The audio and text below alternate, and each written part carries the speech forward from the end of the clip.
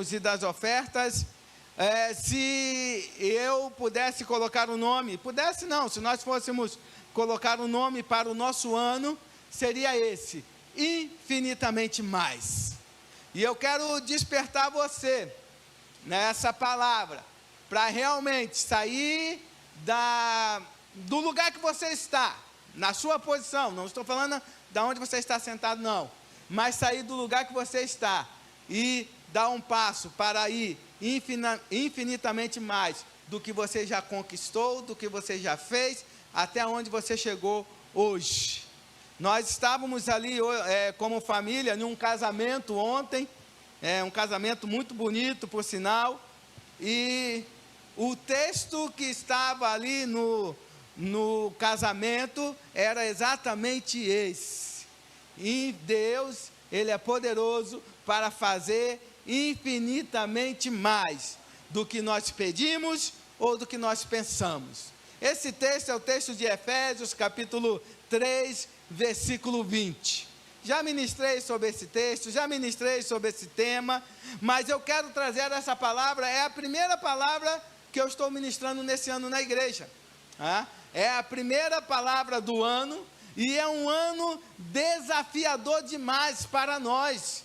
Eu creio que é um ano que Deus, Ele vai nos levar como igreja, além do que nós já fomos, mas não só como igreja. Entenda isso, a palavra de Deus é de que a igreja vai além do que ela já foi, e se você entender esse mistério de Deus, esse momento de Deus, você também, a sua casa, a sua família, vai além do que você já foi. É a palavra que Deus me deu, por isso eu não tinha como fugir desse tema infinitamente mais, não tinha como. Todo início é desafiador, seja o início do ano, seja início de projeto, seja qualquer início é desafiador. O início, ele traz expectativas, traz desafios, o início traz medo, o início traz esperança, e eu quero te dizer que todos esses sentimentos, eles são normais. Nós precisamos passar por eles, nós precisamos ter esses sentimentos nas nossas vidas. Se a sua vida, espera aí, deixa eu só tirar aqui, que senão não vai dar certo. Se na sua vida você não tem expectativas, algo está faltando na sua vida. E eu gostaria que você pudesse parar e pensar aí, olha, janeiro de 2026, quais são as suas expectativas para 2026? Quais são as suas expectativas para a sua vida em 2026? Quais são as suas expectativas para a sua família em 2026? Quais são as suas expectativas para a igreja que Deus te colocou em 2026? Isso é algo pessoal. Nós precisamos ter expectativas nessa vida. Se nós não temos expectativa, se você não tem expectativa nenhuma, algo está faltando na sua vida. Algo está faltando. Então, por favor, faça aí uma revista na sua vida, na sua mente, no seu coração, nos seus sentimentos, e veja se você está com expectativa ou não para esse ano. Eu tenho muitas expectativas para 2026. A menor delas é de que significa que Jesus está mais perto para voltar. A menor delas é essa. E essa é uma expectativa muito grande na minha vida. Eu tenho mesmo, tá? E se na sua vida você não tem desafios, significa que você está parado, está acomodado. Significa que você não está enfrentando a vida, as adversidades da vida. Ter desafios é natural. O Anderson leu um texto aqui no começo do louvor, falando sobre a expectativa do povo ser liberto do Egito, sobre a expectativa do poder de Deus ser realizado ali, de uma mudança totalmente radical na vida do povo, que já estava há 400 ou 430 anos, depende aí de como você queira teologicamente ir, mas eles estavam a esse tempo todo como lá no Egito. Estavam no Egito, não como escravos, depois como escravos sim, e multiplicaram ali, e eles tiveram uma nova oportunidade, uma mudança tremenda. E eu quero te dizer que essa palavra é porque Deus está trazendo, gente, eu estou sendo sincero, algo novo para cada um de nós. Mas só que esse algo novo, ele tem expectativas e tem desafios. Não tem como. Tem desafios. Ontem, como eu falei, estávamos num casamento de um conhecido nosso. Na verdade, ele esteve aqui na igreja, o Breno. Ele fez um workshop aqui também de música, junto com o João Marcos aqui. Foi o Breno que casou ontem. E eu creio que eles estavam com expectativa para o casamento deles. Eu creio que eles estavam com muitos desafios. Estavam porque a gente conversa, a gente conhece, a gente se encontrou antes até mesmo do casamento. E isso tudo faz parte. Sabe, não tem como fugir dessas coisas.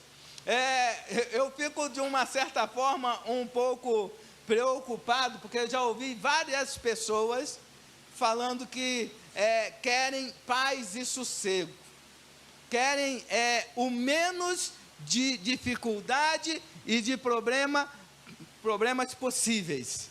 Eu quero te falar uma coisa: enquanto nós vivermos, não vamos alcançar isso de jeito nenhum.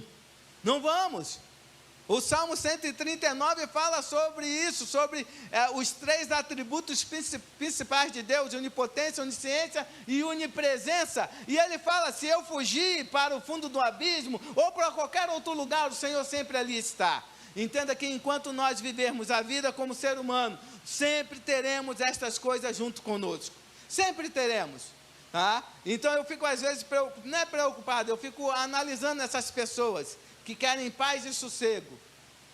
Às vezes é mais fuga da vida do que realmente paz e sossego. E eu espero que você não esteja fugindo da vida que Deus te deu, em nome de Jesus. Se na vida você não tem medo, significa também que você não depende de Deus. Porque quando tudo está bem, nós ficamos tranquilos, nós não buscamos muito a Deus, nós não clamamos muito a Deus, porque tudo está certinho. O medo, ele faz parte da vida. O medo, ele desperta. O medo, ele nos tira da zona de conforto. O medo nos desafia, nos leva a estar mais longe. E isso é algo que nós precisamos entender. Então, se você não tem medo, significa que você não está dependendo de Deus. E se na sua vida você não tem esperança, significa que você desistiu da sua própria vida. Sabe, todas essas coisas, todos esses sentimentos, é natural do ser humano e nós passamos e vamos continuar passando por isso. Mas eu entendo que infinitamente mais não é necessariamente só uma palavra ou uma palavra para te motivar, para você enfrentar os teus problemas. Não necessariamente é isso. Não é uma palavra também de conforto para falar que Deus vai estar contigo, que Ele vai suprir todas as tuas necessidades. Eu sei que Ele vai, mas mesmo assim você terá todos esses sentimentos dentro de você. É uma palavra de expectativa, de desafio, de medo, de esperança, principalmente é uma palavra de dependência de Deus. Nós dependemos de Deus. Esse é um ano da dependência de Deus, todos os anos são, mas eu digo de uma maneira mais forte, porque os desafios são grandes. Porque o que está à nossa frente é grande. Quando nós olhamos, ou quando pelo menos eu olho para 2026, eu tenho expectativas, vejo muitos desafios, tenho medo de não conseguir alcançar, isso falando até como igreja. Porém, o que sobressai, o que é mais forte dentro de mim, dentro do meu coração, é a esperança que Deus é poderoso para fazer infinitamente mais do que eu penso e do que eu quero. Sabe, mesmo com medo, mesmo com dificuldades, mesmo com desafios, mesmo com expectativas, eu entendo que Deus é poderoso para fazer infinitamente mais. Esse é o sentimento que tem que estar dentro dos nossos corações. Infinitamente mais. Não é se conformar. Não é se conformar. Sabe, eu vejo pessoas se conformando e diante de algumas situações, pessoas se conformando e se adaptando a realidades pela qual Deus não quer nem que você viva, nem que você passe, mas você vai se conformando por causa das situações da adversidade. Dentro da palavra de Deus, nós vamos ver vários exemplos de pessoas que se conformaram e adaptaram a sua vida à realidade que estava diante deles, mas não a realidade que Deus tinha para eles. Um texto que nós já lemos, um texto que nós já conhecemos. Hoje eu estou bem tranquilo em pregar, porque vocês sabem todos os textos que eu vou ler. Vocês sabem todas as histórias que eu vou estar aqui contando. Então fica mais fácil de pregar, e eu creio que mais fácil de vocês também assimilarem. Juízes 6, do verso 1 em diante, diz assim: porém os filhos de Israel fizeram o que era mal aos olhos do Senhor, e o Senhor os deu nas mãos dos midianitas por 7 anos, prevalecendo a mão dos midianitas sobre Israel. Fizeram os filhos de Israel para si, por causa dos midianitas, as covas que estão nos montes, as cavernas e as fortificações. Porque sucedia que, semeando Israel, os midianitas, os amalequitas e também os do Oriente, contra eles subiam. E punham-se contra ele em campo e destruíam os frutos da terra até chegarem a Gaza. E não deixavam mantimento em Israel, nem ovelha, nem bois, nem jumento. Porque subiam com os seus gados e tendas, vinham como gafanhotos e em grande multidão, que não se podia contar, nem eles, nem os seus camelos, e entravam na terra para destruir. Sabe, essa história de Juízes 6, ela descreve um momento triste da história de Israel. E eu quero que você entenda muito bem, porque aquele povo era um povo numeroso. Israel não era um povinho. Antes era um povo do que saiu do Egito, era um povo que já estavam conquistando a terra. Boa parte da terra já havia sido conquistada. Então eles eram um povo numeroso. Eles tinham a promessa de Deus para a vida deles. Olha, sai da terra do Egito lá, eu vou te dar uma terra que mana leite e mel. Essa terra será de vocês. Então eles eram um povo numeroso, eles tinham promessa, eles tinham terra, porque eles já haviam conquistado, mas eles viviam como um derrotado. Sabe, muitas das vezes as pessoas se agarram naquilo que tem, no seu patrimônio, na sua casa ou em tantas outras coisas mais. Mas essas coisas não necessariamente vai trazer a paz, ou mais ainda, não necessariamente pode levar você a viver aquilo que Deus tem para a sua vida. Pelo contrário, até se a pessoa não souber administrar, aquilo pode atrapalhar o que Deus tem para a vida delas. Eu falo uma coisa para vocês: dificilmente eu terei uma casa de praia, dificilmente eu terei uma fazenda, um sítio, né, porque eu sei que primeiro que dá trabalho para caramba, e eu não estou afim de fazer isso, mas eu sei que isso pode me tirar da presença de Deus, porque eu sou um pastor, eu tenho uma família, eu tenho uma igreja, e eu tenho que ficar os finais de semana onde? Na casa do Senhor. Então eu não posso deixar com que isso venha me atrapalhar de modo algum. Mas Deus, Ele é tão bom, que dá isso aos meus irmãos, aos meus amigos mais próximos, e um dia e outro eu vou e desfruto. Olha que coisa boa. E o mais importante, eu não gastei dinheiro, eu não paguei, e estou desfrutando. Deus é bom demais. Isso é bom, tá? Mas então assim, ele era um povo numeroso, tinha promessa, tinha terra, mas vivia como derrotado. E aqui eu aprendo algo muito importante. As minhas conquistas não podem definir quem eu sou, porque a minha identidade não está no que eu faço, mas em Cristo Jesus, o meu Salvador. Então eu quero repetir: as minhas conquistas não podem definir quem eu sou, porque a minha identidade não está no que eu faço, mas em quem eu sou, em Cristo Jesus. Em Cristo Jesus. Não era falta de força do povo que os mantinham aprisionados. Era simplesmente o afastamento da presença de Deus. Os inimigos de Israel naquela época eles não eram maiores do que o povo. O povo estava dividido, o povo estava longe da presença de Deus. E eu quero te dizer uma coisa, que o inimigo, ele muitas das vezes não se preocupa em matar a nós como cristãos, mas ele vai numa velha tática de guerra, que usada muito no Velho Testamento, você vai ver algumas situações parecidas. Eles empobrecem, eles oprimem e ele desgasta as pessoas.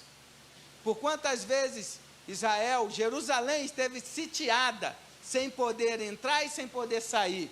O objetivo do inimigo era enfraquecer, não só por uma questão de alimento, mas psicologicamente também. Ele vai minando. E era exatamente o que estava acontecendo com Israel. Isso é uma figura clássica também do que o inimigo faz hoje com muitas pessoas que se dizem cristãs. Se deixam envolver com situações, se afastam de Deus, não tem comunhão com o Senhor, fica se empobrecendo, fica oprimido e se desgasta. O texto que nós lemos de Juízes 6, o versículo 1 diz: os filhos de Israel fizeram o que era mal perante o Senhor. Eles fizeram o que era errado. E eu quero que você pare em nome de Jesus esse ano, início de ano. Nós estamos em janeiro.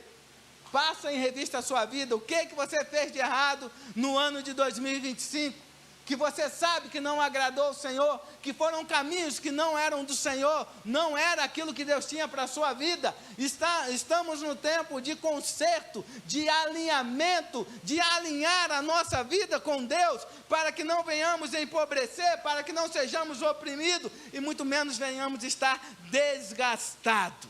Toda a opressão espiritual, ela começa quando o cristão perde a sensibilidade espiritual, a intimidade com Deus, a convivência com Deus, o estar dia a dia com Ele. O pecado, ele abre a porta para a opressão, e entenda isso: opressão não é possessão. Opressão é algo que te vem de fora, que vai te trazendo um peso grande. Eu não sei se você já sentiu isso, que você se sente miserável, você se sente preso, você não tem força de sair daquela situação.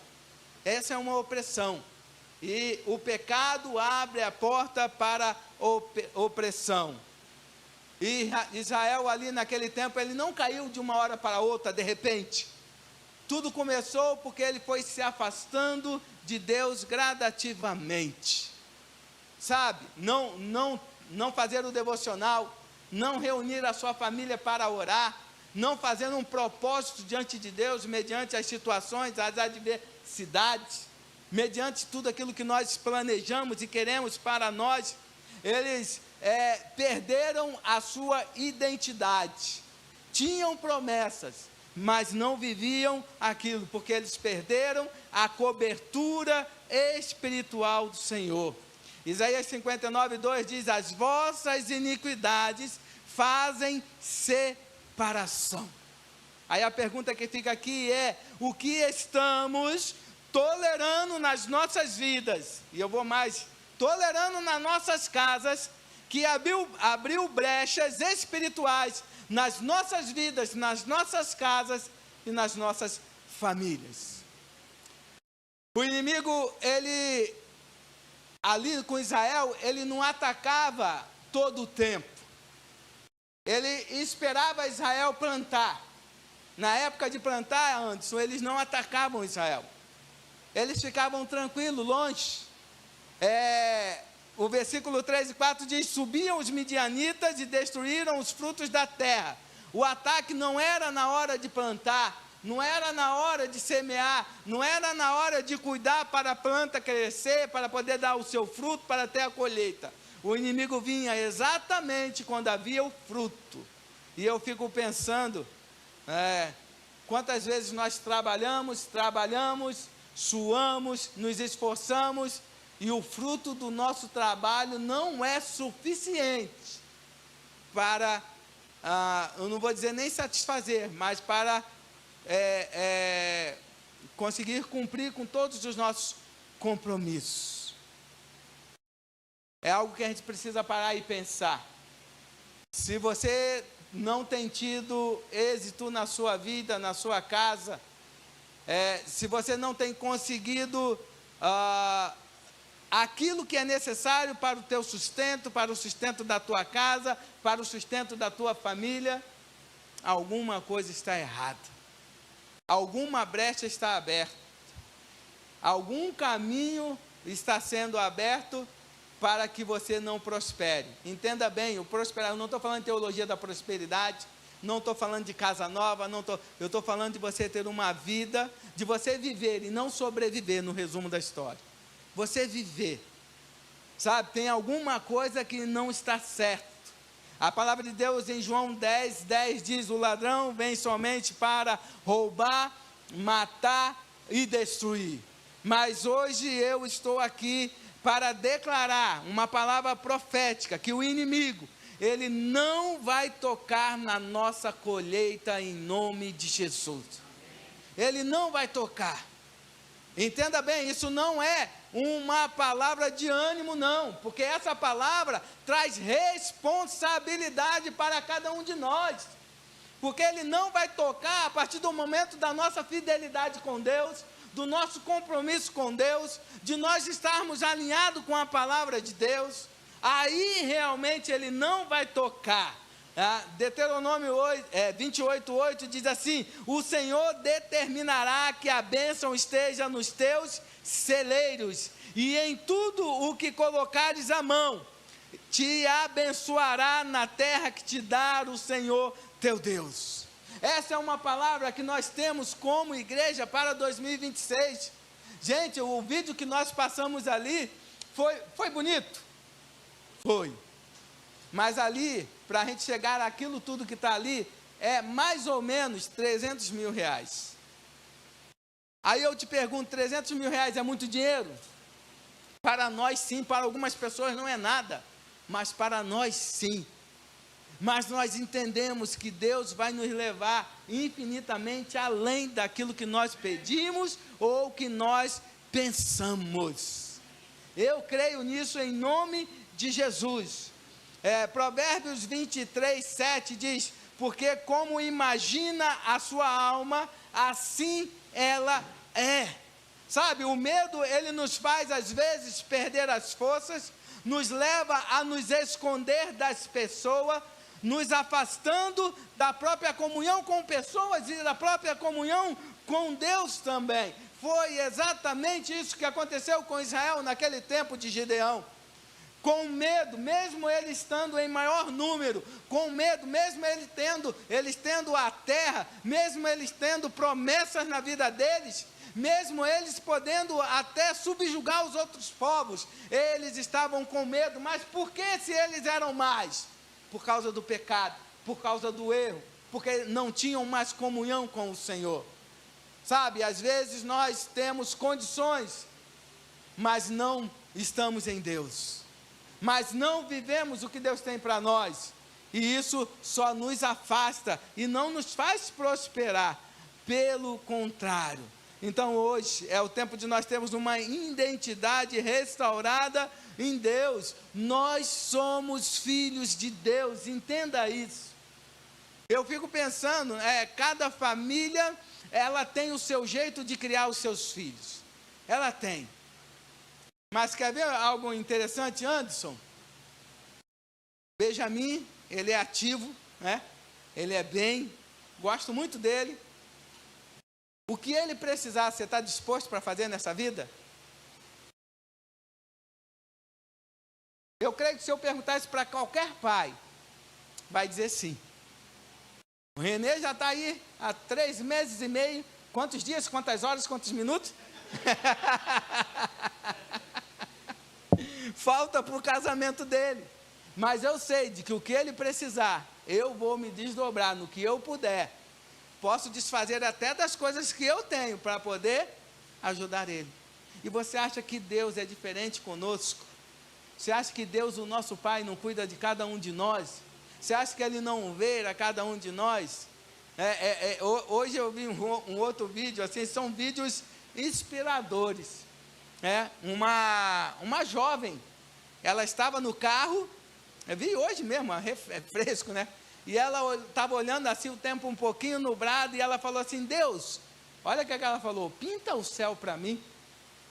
E aí ela estava olhando de um lado, e estava realmente uma paisagem assim, até bonita, umas nuvens com um pouquinho de luz, assim estava. De repente, ela virou para o lado contrário. Gente, vou ser sincero, sabe o que é uma pintura? Era o que estava ao outro lado do céu, todo pintado, vermelho, bonito, e ela começou a chorar, e ela falou: gente, Deus me ouviu. Por que eu estou trazendo várias vezes esses testemunhos? Gente, porque Deus fala conosco, Deus, Ele está do nosso lado, Ele não nos abandona, sabe? Deus não está longe, lá no céu, em que a gente tem que gritar para Ele ouvir, ou tem que chamar um anjo para levar um recado para Ele. Deus, Ele está ao nosso lado, Ele nos vê, Ele nos contempla, Ele sabe o nosso nome, Ele nos conhece, Ele sabe o que nós estamos passando, Ele nos conhece. E não é só a questão de conhecer, Ele cuida de nós, Ele cuida, mas nós precisamos deixar Ele cuidar. Provérbios 28:1 diz: o justo é ousado como um leão. Sabe, às vezes nos falta isso, ousadia. Mas se nós estamos justificados em Cristo Jesus, precisamos realmente também nos levantar como um leão, ser ousado. Esse passo da construção da igreja é ousadia nossa em Deus. Entenda, não é mérito nosso, não é dizer que somos nós, não. Porque até tudo que nós estamos fazendo dessa obra, tudo passa pelo conselho da igreja, tudo é aprovado pela direção da igreja, não é uma simples ideia do pastor, tem todo um processo, e nós precisamos hoje, entenda isso, nós temos que nos levantar em ousadia nesse ano de 2026, é um desafio tremendo, mas sabemos que Deus, Ele vai estar, e já está conosco, em nome de Jesus. Deus, Ele não nos chama, entenda isso, para sobrevivermos, mas Ele nos chama para ampliar, para andar, para avançar, para viver o que Ele tem para cada um de nós. Eu quero, indo já terminando realmente da Santa Ceia de hoje, a opressão, ela não é o fim, sabe? Tem momentos da nossa vida que realmente nós estamos opressos, um peso muito grande, é algo que não nos deixa raciocinar direito, mas isso não é o fim. Juízes 6, ele não vai terminar com a derrota do povo de Israel, ele não vai terminar com Gideão sendo derrotado. Gideão, ele foi um homem usado por Deus, mesmo sendo no olhar dele, o menor, um incapaz, uma pessoa que não tinha condições nenhuma para aquilo que o Deus o chamou, ele foi usado por Deus para ser um libertador. Entendam uma coisa, quando Deus nos chama para realizar algo, Ele não olha para a nossa incapacidade. Sabe por quê? Ele não olha para nossas limitações, porque é Ele que nos fortalece, porque é Ele que é a nossa força, porque é Ele que move o mar, é Ele que abre as portas, é Ele que faz as coisas. Nós somos apenas um canal, um instrumento de Deus para isso. Sabe, Deus permitiu aquele aperto para o povo de Israel lá, para que Israel pudesse clamar, para que Israel pudesse entender o erro que eles tinham cometido, para que eles pudessem se voltar, se arrepender, restaurar a comunhão com Deus, para seguir em frente dentro do plano e do propósito de Deus. Juízes 6 diz: Israel se achava muito debilitado, então clamou ao Senhor. Sabe, quando nós clamamos ao Senhor, Deus responde. Quando nós nos humilhamos diante de Deus, Ele vai nos levantar até como libertador de vidas, de pessoas, de lugares. É verdade, Gideão, ele não era, na perspectiva dele, ninguém. E foi um ninguém que Deus levantou para libertar um povo inteiro. E talvez hoje você se sinta um ninguém diante de todos os desafios que nós temos pela frente, que você tem pela frente, como igreja, como família e como pessoa também. Mas se nós clamarmos ao Senhor, se nós nos humilharmos debaixo da sua poderosa mão, Ele vai nos ouvir e Ele vai mudar a nossa realidade em nome de Jesus. Sabe, Deus tem uma palavra de levantar você para ser o libertador da sua casa. Essa é uma palavra muito forte. Às vezes nós queremos ganhar o mundo inteiro. Às vezes nós queremos sair na rua e pregar o evangelho para muitas pessoas. E estamos perdendo a nossa casa. Isso não é bíblico. Não funciona assim com Deus e com a palavra dele. A nossa casa, ela tem que estar em ordem diante de Deus. Ela precisa estar em ordem, nós precisamos estar em ordem com Deus, com a nossa casa. Por isso eu digo que Deus, Ele te levanta como um libertador na sua casa. Se você clamar, se você buscar, Ele vai te dar estratégia. Ele vai te mostrar o que está errado. Ele vai te mostrar o que você precisa fazer. E aí você vai ser um libertador pelo poder do nome de Jesus dentro da sua casa, sabe? Porém é necessário arrependimento, é necessário posicionamento. Nós sabemos que isso é uma guerra espiritual, mas nós precisamos retornar à presença de Deus para poder ouvir a voz dEle. Precisamos sair da passividade, precisamos declarar realmente em nome de Jesus a palavra dEle nas nossas vidas, nas nossas casas, uma palavra de restauração. Joel capítulo 2, 12 e 13 diz assim: ainda assim, agora mesmo diz o Senhor, convertei-vos a mim de todo o vosso coração, isso com jejuns, com choros e com pranto, e rasgai os vossos corações, e não as vossas vestes. Convertei-vos, pois, ao Senhor vosso Deus, porque Ele é misericordioso, compassivo, tardio em irar-se, grande em benignidade, e se arrepende do mal. Esse é o Deus que nós servimos. A história de Gideão, ela é um reflexo desse versículo de Efésios 3:20.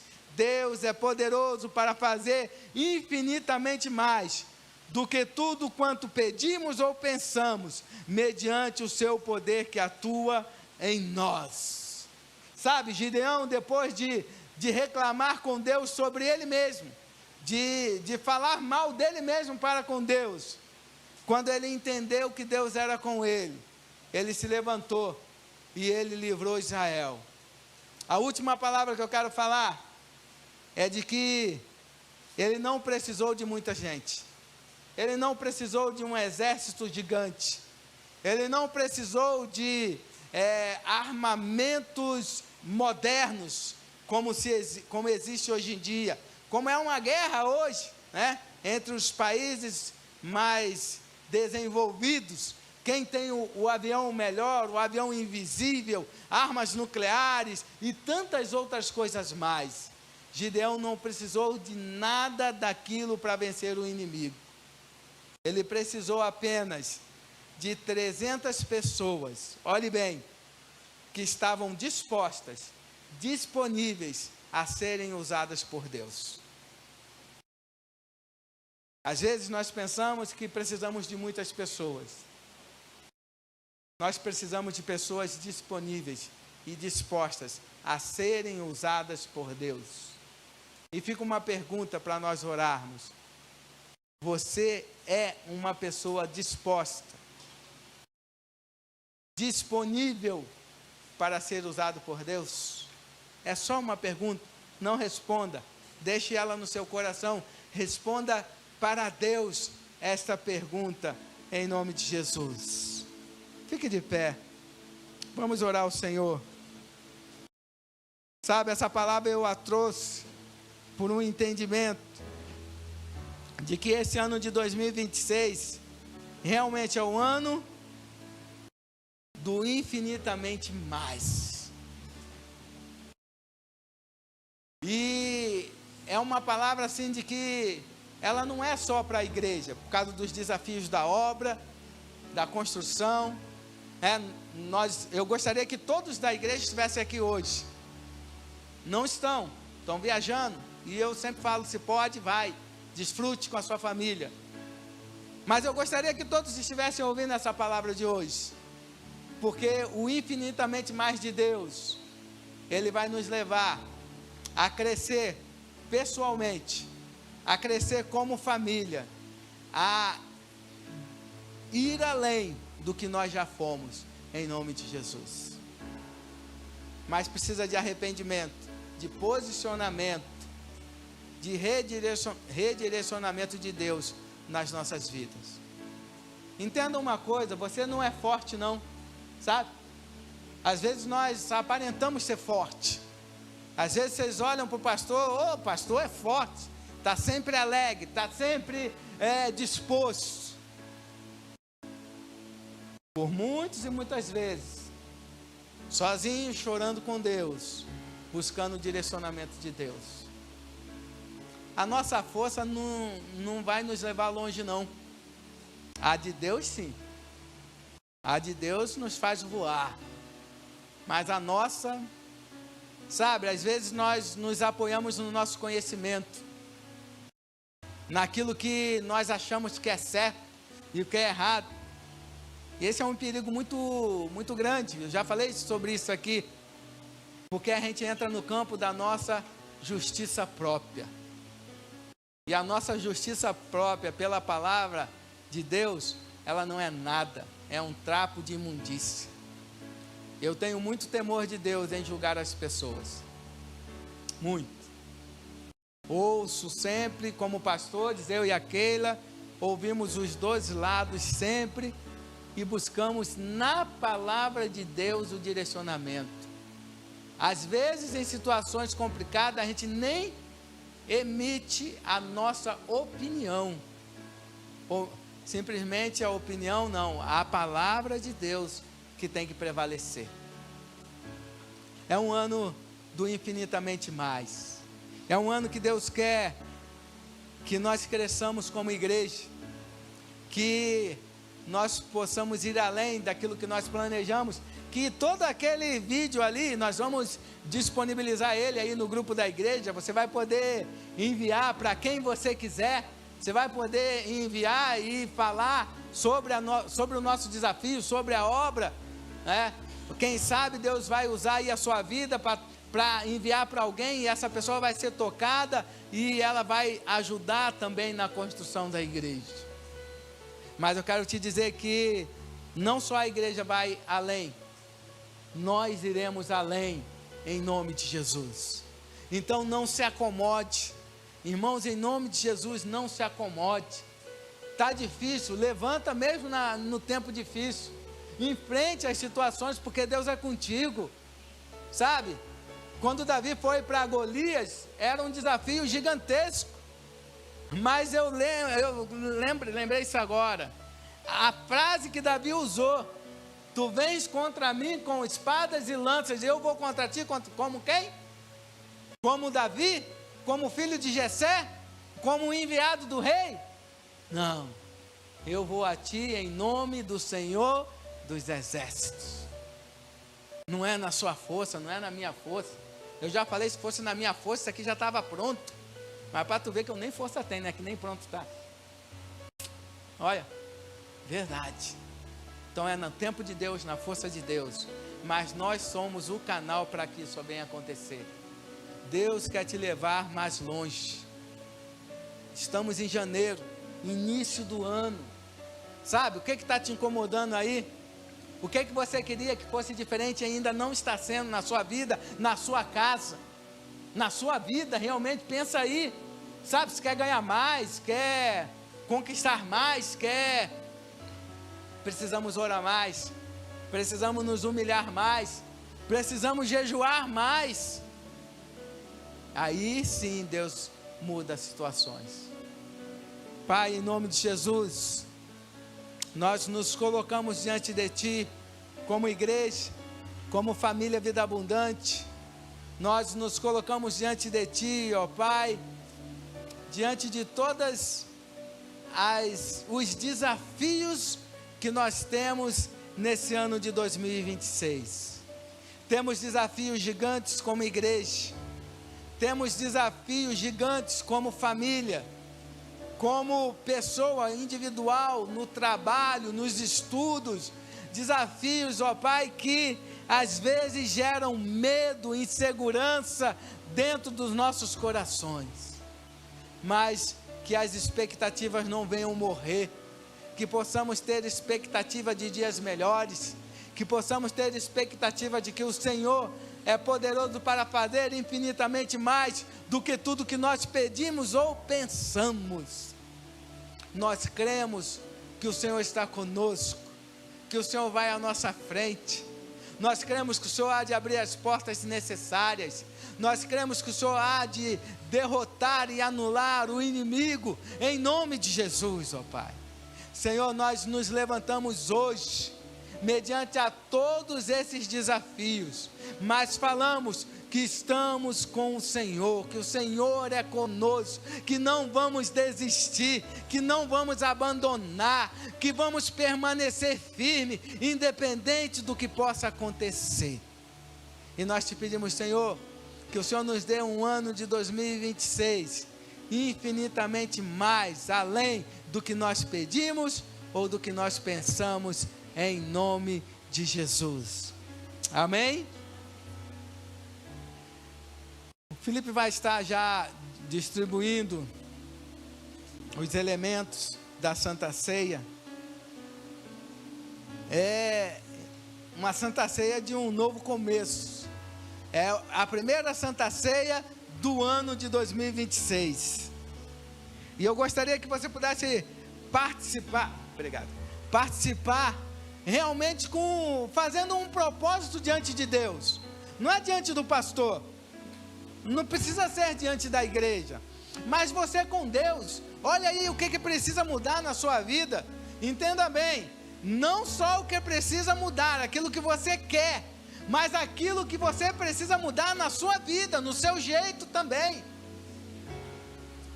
aquilo que você precisa mudar nas suas ações, na maneira de você ser, no teu dia a dia, na sua boca. Gente, eu fico pensando muito nisso, aquilo que nós declaramos, né? O versículo que nós lemos lá, como pensa na sua mente, assim será também.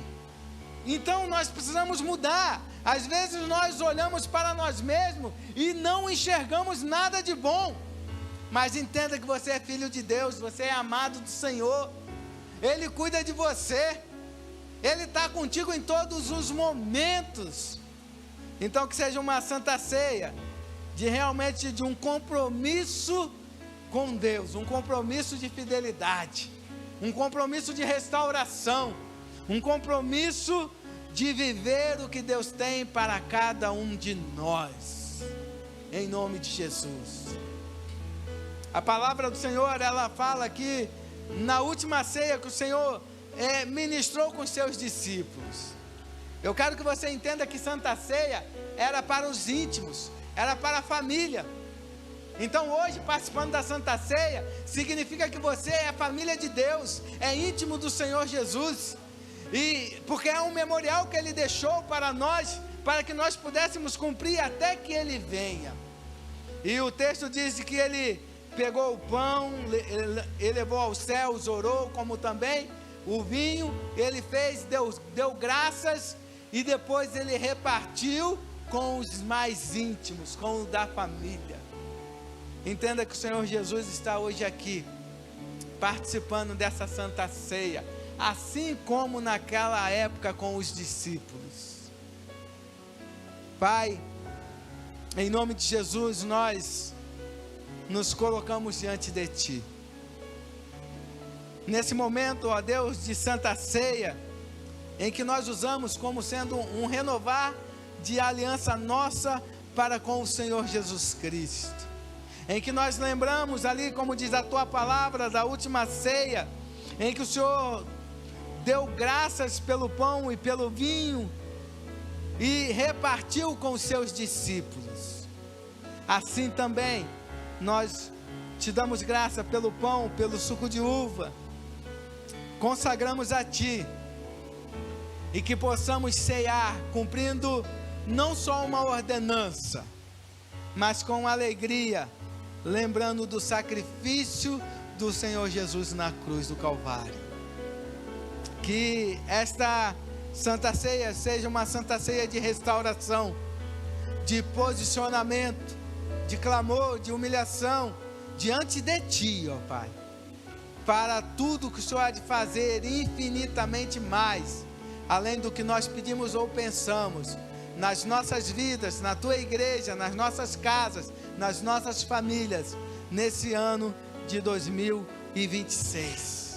Que essa Santa Ceia seja uma aliança de fidelidade a Ti, ó Pai, de clamor, de buscar a Tua face, de um ano em que não iremos desistir, não iremos voltar atrás, não iremos recuar, porque a Tua palavra diz que o Senhor não tem prazer naquele que recua, naquele que volta atrás, mas que seja uma Santa Ceia de renovo, de uma unção dobrada sobre as nossas vidas, de uma unção de alegria, de uma unção de criatividade, ó Pai, para a Tua igreja, para as nossas vidas, para novas portas que serão abertas, em nome de Jesus. Amém. Que você possa participar do pão e do suco de uva também, como diz a palavra do Senhor.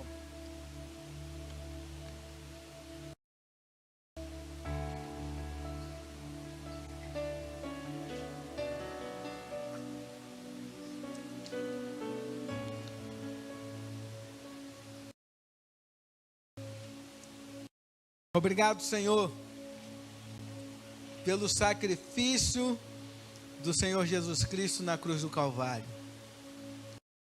Não estaríamos aqui, não estaríamos vivendo o que vivemos hoje, se não fosse o Teu grande amor derramado em nossas vidas, através do Teu Filho Jesus, na cruz do Calvário. Obrigado porque fomos comprados e lavados por preço de sangue, no sangue de Jesus Cristo, que nos purifica de todo pecado.